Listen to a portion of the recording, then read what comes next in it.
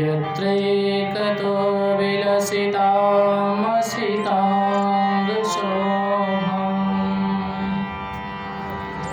वृन्दावने विहृदया मुनिगाङ्गसङ्गम् राधामुकुन्दयुगलम् तदहं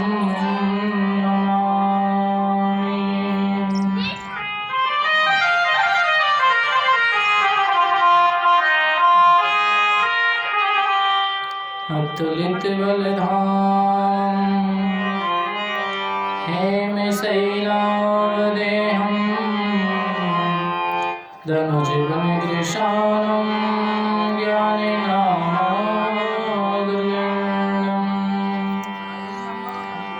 सकल गुण निधानं वारिणानामधीशं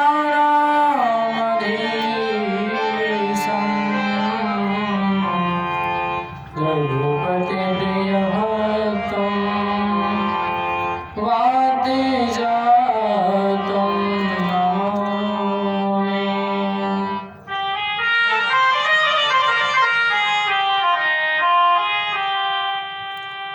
आइए हनुमंत विराजिए कथा करामति अनुसार प्रेम सहित गावी धरा सुमिरो पवन कुमार।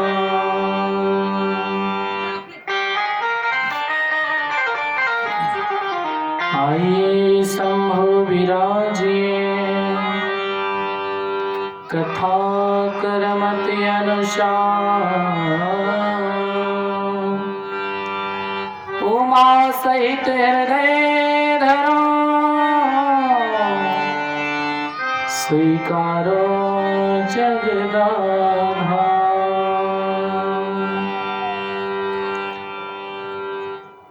बोली शंकर भगवान की जय, हनुमान जी महाराज की जय हो, श्री राघवेंद्र सरकार की जय हो,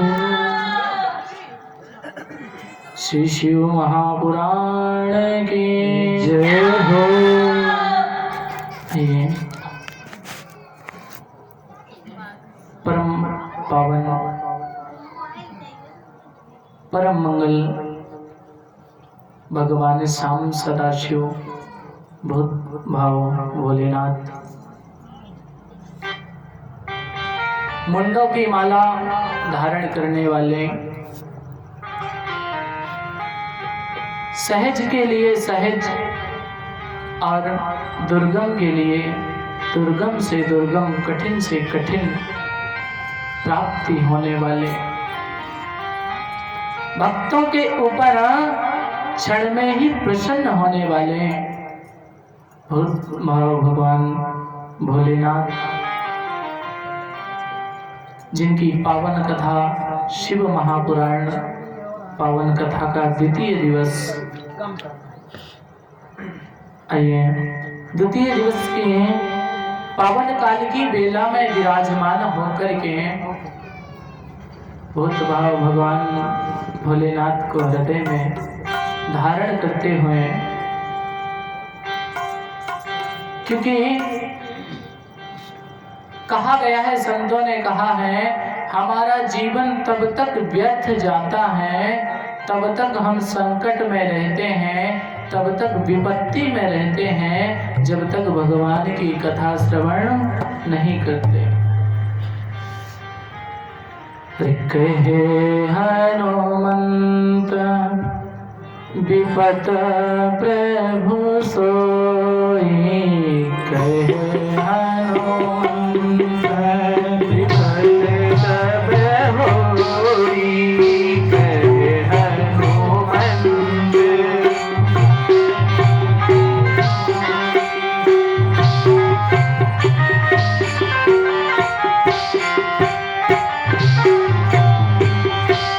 जब तब सुमिरन भजन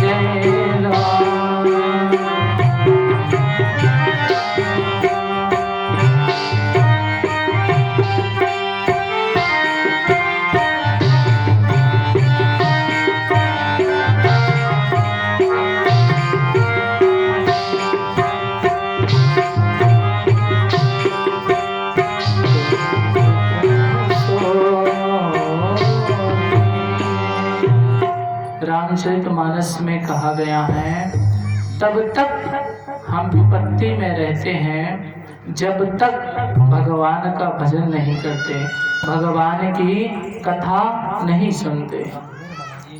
आज हमारा ये जीवन धन्य हो रहा है। जितने क्षण हम कथा को श्रवण कर रहे हैं ना, जितने क्षण कथा में विराजमान हैं, समझो इतने क्षण हमारे जीवन के सार्थक जा रहे हैं। हम विपत्ति से उभर आए हैं, भगवान के समीप हैं, भगवान की कृपा हमारे ऊपर है। यूँ कहो कि भगवान के दोनों हाथ हमारे सर पे हैं, तभी तो बैठ कर के पावन कथा श्रवण कर रहे हैं। और विराजमान अब सभी बाग में खिले अधिखिले फूल के समान छोटे छोटे से बाल गोपाल,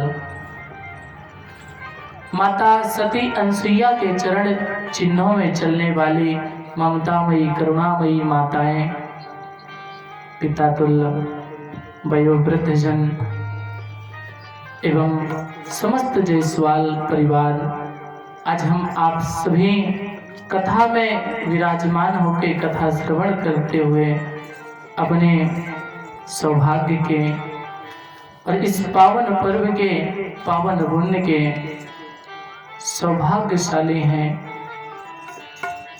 धन्य है आज जीवन। जितने क्षण कथा में विराजमान है उतने क्षण हमारा जीवन संकट से निकला हुआ है, उभरा हुआ है, बस प्रभु की कृपा में डूब रहा है। आइए भूत भाव भोलेनाथ की कथा में प्रवेश करें। इसके उपरांत अपने वाणी को पवित्र करने हेतु, अपने अंतःकरण को पवित्र करने हेतु किए हुए सभी कर्म विकर्म सत्कर्म सब भोले बाबा के चरणों में अर्पण करने हेतु, क्योंकि जब भगवान तब आते हैं, भोले बाबा तब आते हैं जब हर तरीके से हम भोले बाबा के हो जाते हैं और भोले बाबा हमारे हो जाते हैं। सर्वस्व जब अर्पण कर देते हैं तब भोले बाबा हमारे समीप आते हैं, उनकी कृपा होती है और तभी भोले बाबा की कथा हमारे समझ में आएगी, अंतःकरण में प्रवेश करेगी। जब हमारा अंतःकरण परम पवित्र और शुद्ध होगा। आइए भोले बाबा को मनाने के लिए, अपने अंतःकरण को पवित्र करने के निमित्त कुछ क्षण भोले बाबा का संकीर्तन।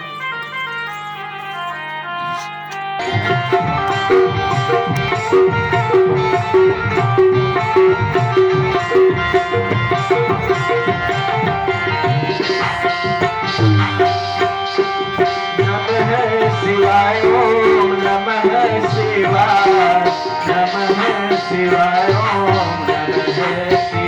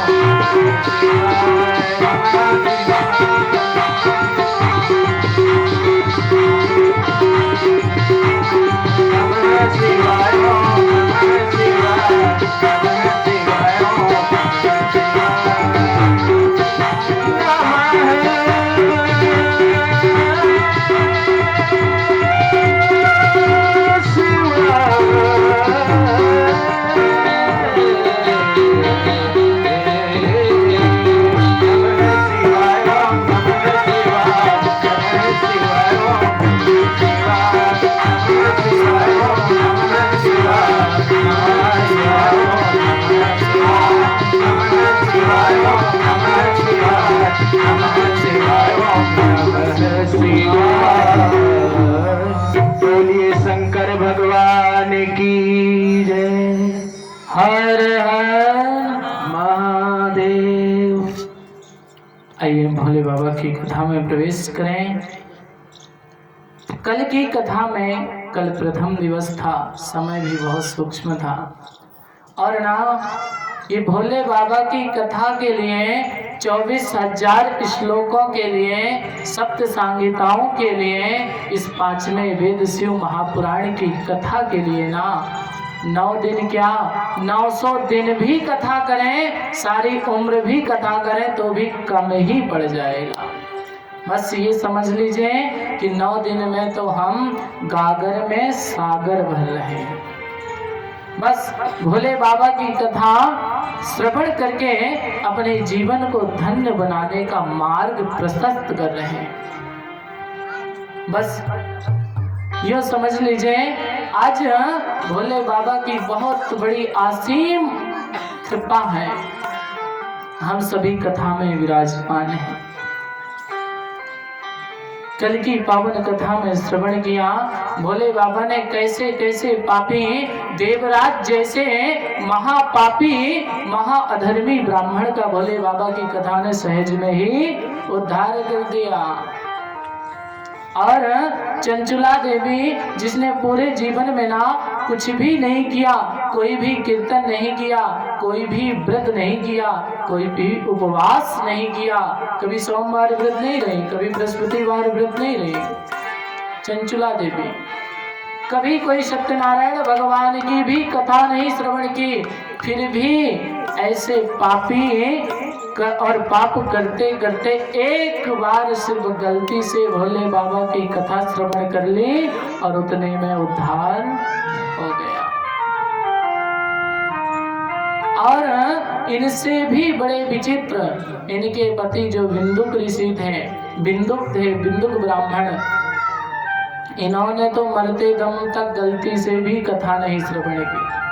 लेकिन शिव महापुराण कहती है सुनो, अपने जीवन में कुछ ना किया हो, कोई व्रत उपवास ना किया हो, कोई पूजन भी ना किया हो, कभी तीर्थ ना गए हो, तो भी पूरे जीवन में एक बार शिव महापुराण सुन लेना, उद्धार हो जाएगा।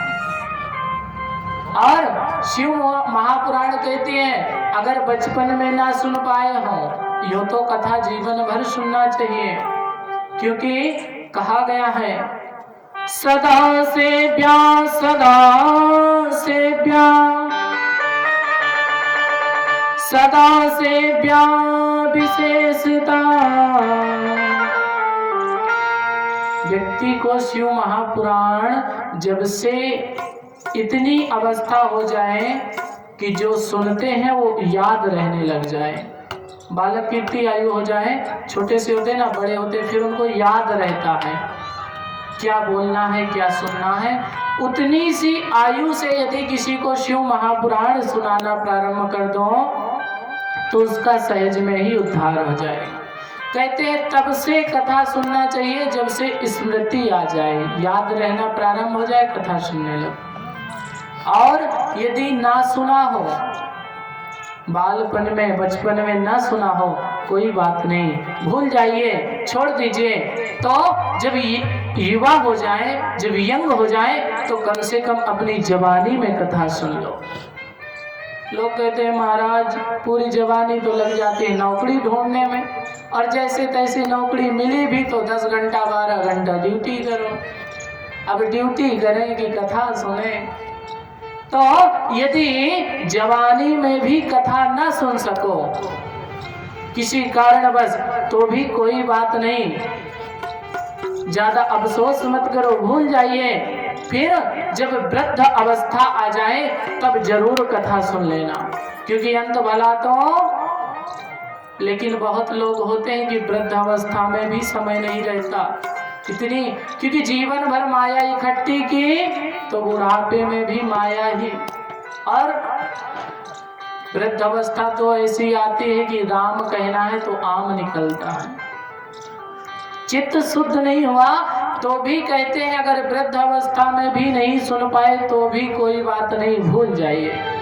फिर अगर मृत्यु हो जाए तो मृत्यु के बाद भी अगर कोई आपके नाम से कथा करा देना, मृत्यु जिसकी हो गई उसके नाम से कथा करा दे तो भी शिव महापुराण उद्धार कर देगी।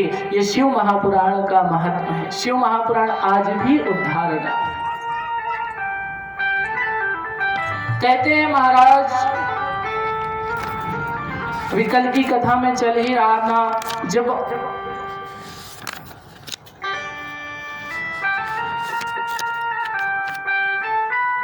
कथा का प्रसंग आया, कहा महाराज कथा कब सुनना चाहिए, कैसे सुनना चाहिए, और कहा महाराज 24,000 श्लोक की कथा सुने तो इतना तो समय भी नहीं बचेगा आगे। कितनी बार सुने, कब कब सुने, किन मुहूर्त में सुने, होता है ना, कथा सुनना है कब सुने, कौन सा मुहूर्त अच्छा रहेगा, किस मुहूर्त में विशेष फल रहेगा, कथा कैसे सुने, व्रत रह करके सुने या भोजन करके सुने,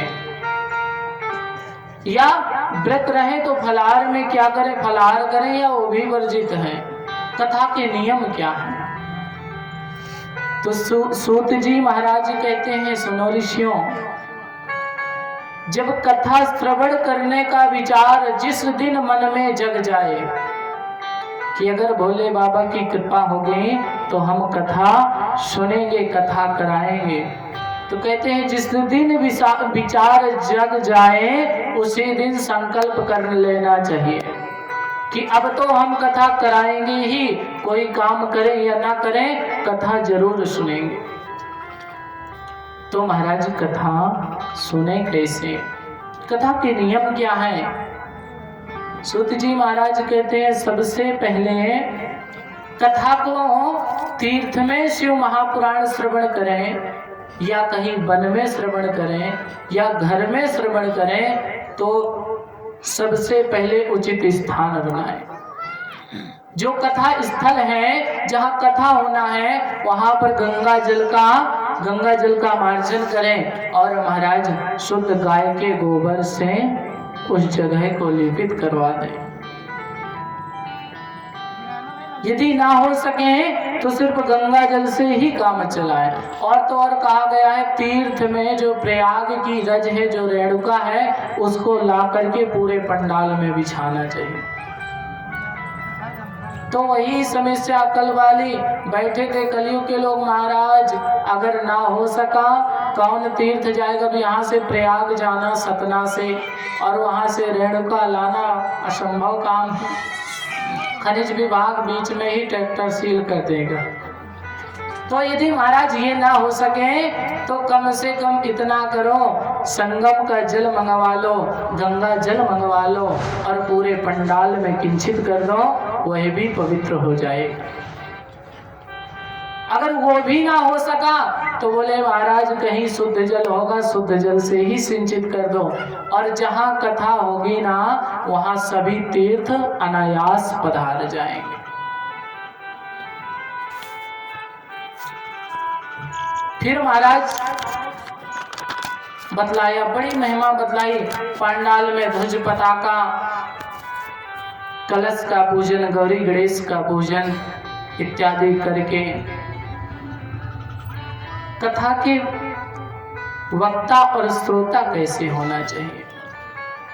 सबसे पहले कहा कथा के वक्ता ऐसे होना चाहिए जो अधिक लोभी ना हो, बिल्कुल भी ना हो। ये कहिए, आपने कहा महाराज हमारे पास 2 रुपए हैं और व्यास जी कहें कि नहीं 11 में ही कथा होगी, तो फिर जहां व्यापार का प्रश्न आ जाए समझ लीजिए वहां कथा सुनना ही नहीं है। संतोषी होना चाहिए। अब कथा वक्ता संतोषी हो तो यजमान कैसे हो, कंजूस, पूछ के महाराज 1 रोटी रख दें कि ना रखें, तो ऐसे नहीं होना चाहिए। यजमान उदार होना चाहिए, दोनों के लिए नियम बराबर है। ऐसा नहीं कि महाराज को 4 खाना है तो बस पूछ रखो, तो 2 में 3 में तो स्टाफ हो ही जाएगा। और हमारे भैया तो जबरदस्ती ही खिलाते हैं, जब भोजन के लिए बैठ जाओ आएंगे रख के चले जाएंगे।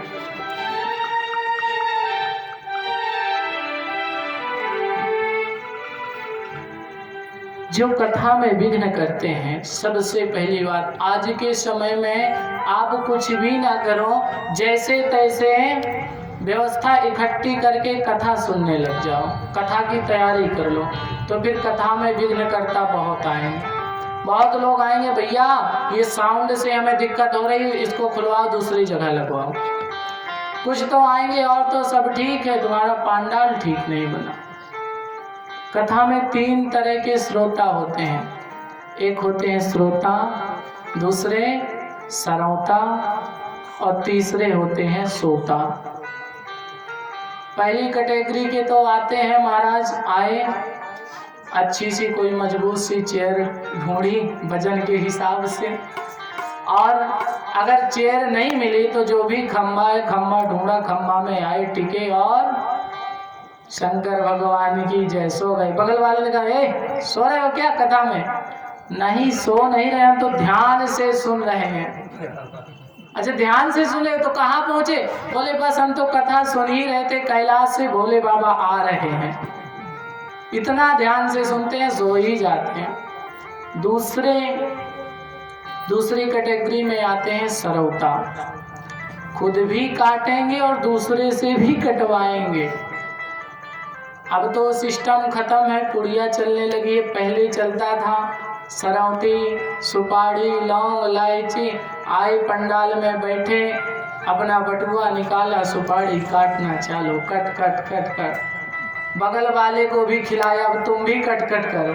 अब जो खाएगा पड़ोसी वो निभाएगा भी, आप बुराई करोगे तो हाँ करेगा। हाँ, ये बात सही है। कहा गया है जो कथा में विघ्न करते हैं, किसी भी प्रकार के अन्य कथाओं में इतना नियम नहीं है, शिव महापुराण में नियम है, क्योंकि अधिक कल्याणकारी है ना, और अधिक कल्याणकारी होने के कारण अधिक सावधानियां भी हैं। कथायाम कीर्तिमानायाम,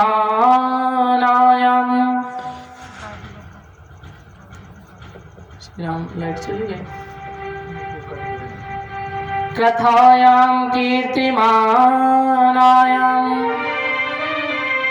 विघ्नं कुर्वन्ति ये खला,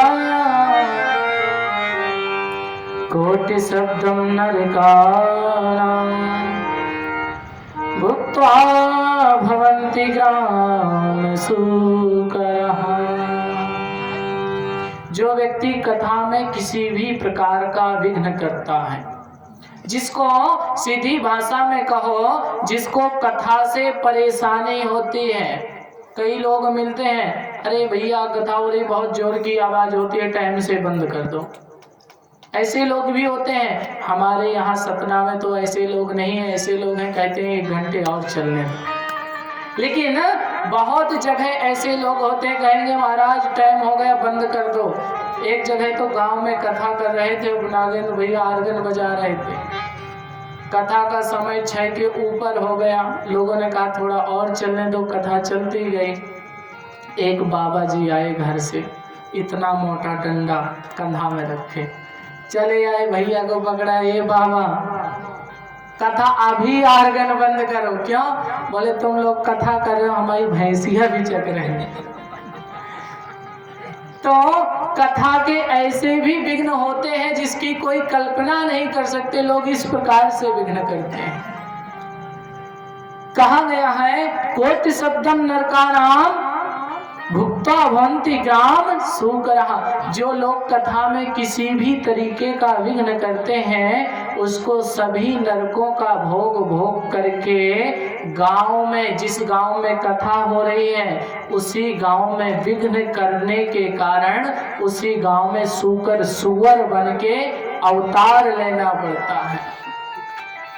तो ऐसा कभी मत करना। कोई भी शत्रु भी कथा कराए ना तो भी उसका उत्साह ही बढ़ाना, क्योंकि मतलब व्यक्ति से मत रखना, जीवन में मतलब रखना तो भगवान से रखना।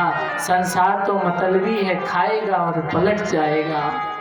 लेकिन जो दीनानाथ हैं, यदि जल भी चढ़ा दिया तो उसका भी ऋण अदा करेंगे। समय आने पे आप जो 1 लोटा जल भोलेनाथ को चढ़ाते हैं ना, समय आने पे भोलेनाथ आपका वह 1 लोटा जल का भी विशाल फल प्रदान करेंगे।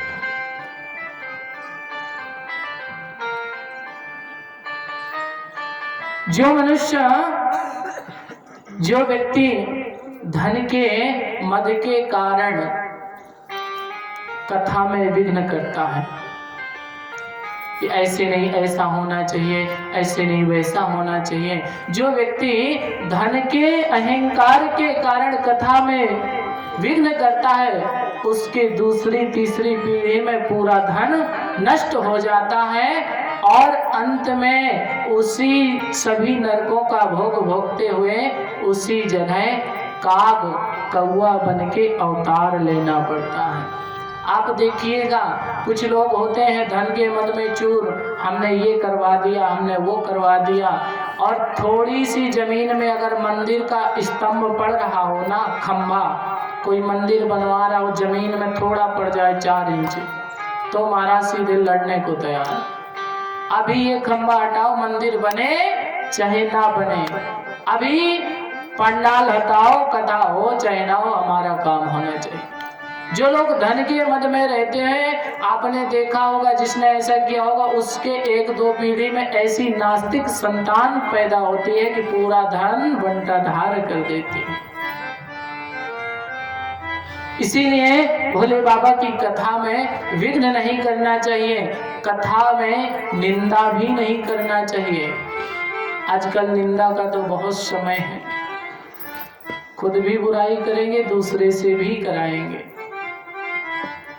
जो लोग निंदा करते हैं कथा की, ये कथा मंच की, कथा पांडाल की, उनको सभी योनियों में, सभी नरकों में भोग भोगते हुए महाराज चिंगवादड़ बनना पड़ता है। चिंगवादड़ खाता भी मुख से है और त्यागता भी मुख से है। रामचरितमानस में भी कहा गया है, सबकी निंदा, जो सबकी निंदा करता है, अपने पिता की, माता की, भाई की, गुरु की, सास ससुर की या कथा की, अगर देखो माता पिता की करो, सास ससुर की करो और कुछ लोगों की ना करो तो सब में नहीं आएंगे।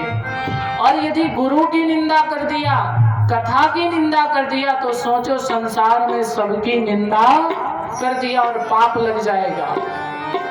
रामचरितमानस में कहा गया, उठाइए रामचरितमानस, सबकी निंदा जे जड़ करही, सबकी निंदा जे जड़ करही, सबकी निंदा जे जड़ करही, सबकी निंदा जे जड़ करही, जय चिंगवादड़ अवतरही।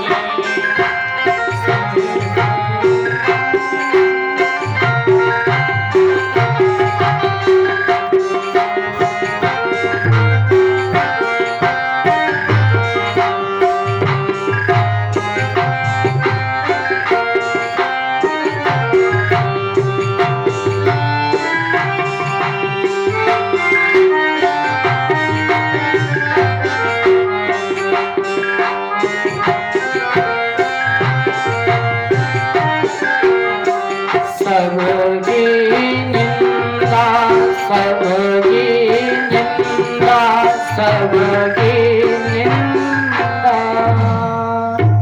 श्री शंकर भगवान की जय। जो व्यक्ति सबकी निंदा, सब कथा में सब है, देवी देवता, माता पिता, गुरु सब हैं, और यदि संसार में किसी की निंदा कर भी दिया तो इतना पाप नहीं लगेगा, क्योंकि कथा में सब हैं। इसीलिए जो व्यक्ति सबकी निंदा करता है उसको चिंगवादड़ बनना पड़ता है और सारे जीवन उल्टा लटका रहता है। इसलिए कभी ऐसा भी मत करना। और जो व्यक्ति कभी कथा नहीं सुनता, कभी भी पूरे जीवन,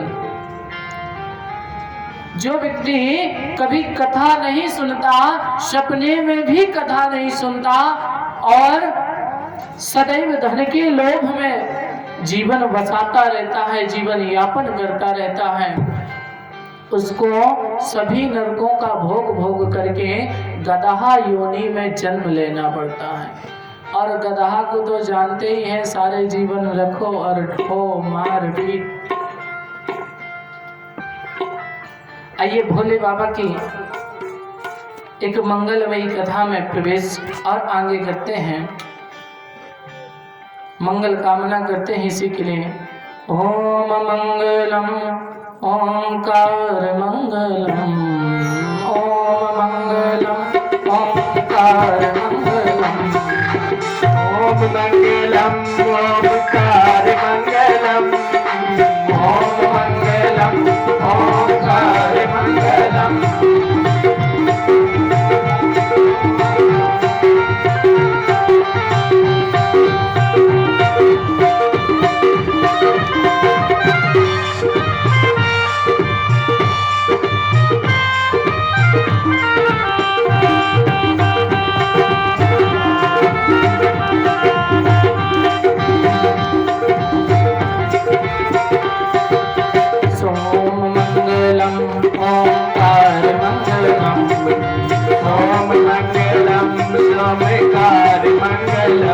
सोम मंगलम सारधार मंगलम, ओम मंगलम सारधार मंगलम, ओम मंगलम ओंकार मंगलम, ओम मंगलम ओंकार मंगलम, ओम मंगलम सारधार मंगलम।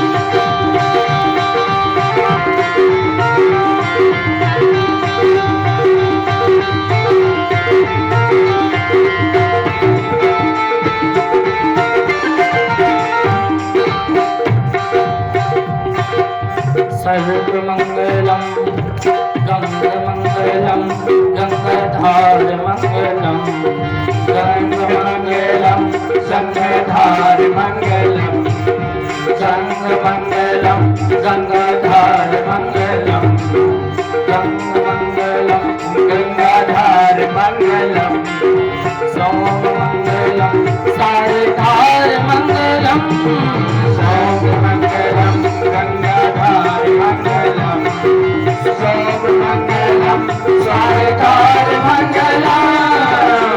मंगलम ओंकार मंगलम, सोममंगलम सोमकार मंगलम,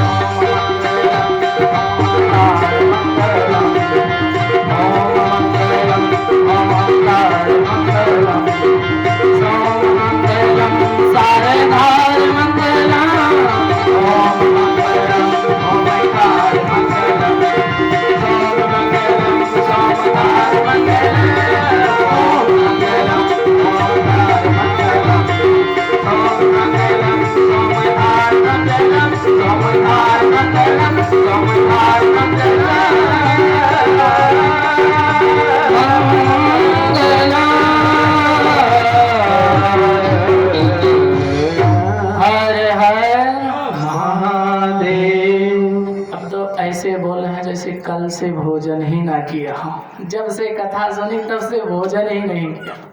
एक बार जोर की जयकारा हो जाए, हर हर महादेव। ये आज का ही बल है या कल का लगाए हैं? कल वाले भोजन का, आज वाले का लगाइए। माताओं आप जितने भी हो ना, बहुत हो, इतनी जोर की जयकारा हो जाए ना, काशी विश्वनाथ तक पहुंच जाए। वहां तक ना पहुंचे तो कम से कम बस स्टैंड पहुंच ही जाए।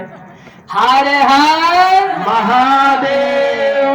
ऐसे तो कहते हैं कथा कैसे श्रवण करना चाहिए। अभी नियम ही चल रहे हैं, यह मंगलकारी कथा। सबसे पहले कहा महाराज, आपने कहा था कथा व्रत रह के सुनो, तो महाराज अगर व्रत रहे और कुछ खाया पिया नहीं, 9 दिन 11 दिन 21 दिन कथा सुनी, तो महाराज मोक्ष मिले चाहे न मिले, यमदूत पहले ही मिल जाएंगे। तो ऐसा करो महाराज, कुछ और सुविधा कर दो, कुछ और छूट कर दो। सुखदेव जी महाराज कहते हैं ठीक है, सूत जी महाराज कहते हैं ठीक है, पता करते हैं। पता किया, ध्यान लगाया, महाराज क्या और कोई चारा है? हाँ, एक चारा और है। एक काम करो, यदि व्रत रह के खाली पेट रह के 9 दिन कथा नहीं सुन सकते हैं, तो कम से कम सुविधा घृत पी के, घी पी करके कथा सुनो। अब एक व्यक्ति वहीं कलयुग के बैठे थे, खड़े हुए, महाराज आगे समय आ रहा है, गाय तो ढूंढे मिल नहीं रही, शुद्ध घी कैसे मिलेगा? तो बोले महाराज घी पी के, और अगर घी खरीद भी लिया श्याम डेयरी वाला, पीका वाला या पतंजलि वाला, तो महाराज घी अगर पी लिया तो कथा में कौन बैठेगा? सारे दिन वहीं बैठा रह जाएगा। तो महाराज ये नहीं हो पाएगा। अच्छा, क्या आप लोग कथा घी पी करके कथा सुन सकते हैं? नहीं सुन सकते। इसीलिए एक व्यक्ति कलयुग का खड़ा हुआ, महाराज कुछ और छूट मिल जाती तो ठीक रहता, आगे तो घी के दर्शन भी नहीं होंगे। फिर ध्यान लगाया, सूत जी महाराज ने भगवान से कहा, महाराज भविष्य में कलयुग आ रहा है, कलयुग के लोग आपकी कथा घृत पीकर सुनने से भी मना कर रहे हैं, बताओ कोई और उपाय? भगवान ने कहा ठीक है, कह दो कि दूध पी करके कथा सुने। सूत जी महाराज ने कहा देखो भैया ऐसा है, यदि कथा सुनना ही है तो दूध पी करके कथा सुनो, इससे आगे कुछ नहीं हो सकता बस। लोगों ने कहा ठीक है, लेकिन इतने में एक और आलसी व्यक्ति बैठे थे, अपनी जगह से खड़े हो, महाराज सूत जी महाराज बोले अब क्या है? महाराज आगे चल के दूध भी हजम करना मुश्किल हो जाएगा। क्यों? क्योंकि भविष्य के लोग चाउमीन, डोसा, बर्गर खा के तो नाश्ता करेंगे, और आप लोग तो माताएं बहुत जितनी वृद्ध हैं, आप लोग जितने वृद्ध हो गए, नई पीढ़ी इतनी भी वृद्ध नहीं होगी। बोले जो लोग चाउमीन खा के, डोसा खा के अपना नाश्ता करते हैं, वो दूध पी के कैसे रहेंगे? दूध कैसे हजम करेंगे? तो बोले महाराज थोड़ी और छूट मिल जाती। अब फिर सूत जी महाराज परेशान। देखिए आज से 15 साल 25 साल पहले के जो वयोवृद्ध थे और सीधे थे, उनको कह दो कि गंगा पूरब से निकली है, दक्षिण से निकली है, पश्चिम से निकली है, जो भी कह दो मान लेते। आज के लोग आप बताओ भी गंगा हिमालय से निकली, कहेंगे नहीं केदारनाथ से निकली। फिर इसके और पहले बहुत सीधे लोग थे, कुछ लोग तो मान लिए, लेकिन जो आज के लोगों में से कोई बैठे थे, फिर खड़े हुए, महाराज आगे चल के दूध पी के कथा ना सुन सके तो? सूत जी महाराज ने फिर ध्यान लगाया, महाराज क्या और कोई उपाय है? भगवान बोले जाओ बता दो कि चकाचक एक टाइम फलाहार करें और कथा सुने। अब फलाहार तक व्यवस्था आ गई, भैया खूब फलाहार करो, खूब शिव महापुराण की कथा सुनो। सब लोग तो संतुष्ट हो गए, लेकिन थोड़ा और एक व्यक्ति फिर खड़े हुए, महाराज अगर आगे चल के किसी को सुबह से एक झोला दवाई खाते हैं आज के लोग, जो कभी धर्म नहीं करते, पूजा पाठ नहीं करते, उनका नाश्ता सिर्फ दवाओं से होता है, और जो व्यक्ति भगवान का जाप करते हैं, हवन करते हैं, पूजा पाठ करते हैं, आज भी बुजुर्ग पढ़े हैं बिना चश्मा के पेपर पढ़ लेते हैं, उनको कोई भी रोग नहीं होता। जो तीर्थ जाते हैं, भजन करते रहते हैं, फिर खड़े हुए बोले महाराज दवा वाली बात है। सूत जी महाराज बोले भैया अच्छा पीछा छुड़ाओ, चकाचक दोनों टाइम भोजन करो और शिव महापुराण की कथा श्रवण करते रहो। तो आप लोग जो लोग भोजन करके आए हो ना, ये मत मानना कि हमने भोजन कर लिया तो कथा का लाभ नहीं मिलेगा। लाभ आपको उतना ही मिलेगा जितना व्रत करने वालों को। लेकिन हमारे पंडित जी लोग जाप भी तो कर रहे हैं महामृत्युंजय, इनको भोजन हमको भोजन नहीं मिलेगा। लेकिन भोजन कैसे करना है उसकी भी सीमा, भोजन गरिष्ठ ना हो, जला हुआ कल का बासा भोजन ना हो कि भोजन करो और सीधे बिस्तर ढूंढो सो जाओ। व्यास जी अपनी कथा करें और घर जाएं, हम तो सोएंगे। फिर भोजन में अरहर की दाल, चने की दाल निषेध, ये नहीं बनाना है जब तक कथा होगी। भोजन में मूली गरिष्ठ होती है, गाजल शिव महापुराण कहती है ये भोजन में छूना ही नहीं है। एक चीज और निषेध, शिव महापुराण की कथा जब तक चले तब तक यजमान को नारियल गरी नहीं खाना। अकेले शिव महापुराण में नारियल भी निषेध। क्यों? क्योंकि नारियल आगे कथा आएगी भोले बाबा का ही स्वरूप है, इसलिए नारियल खाना निषेध कर दिया। अब चकाचक भोजन करो और कथा श्रवण करो, लेकिन भोजन इतना करो कि जागते रहो, कथा समझ में आए। ऐसा नहीं कथा में जाओ बैठो और बैठ के सीधे सो जाओ। जब समय आया बोलो हर हर महादेव, तब नींद खुले फिर वो बगल में क्यों कथा कहाँ? अरे कथा मंच में चल रही का हमारे ऊपर चल रही है। तो ऐसा भी नहीं करना है, भोजन उतना करना है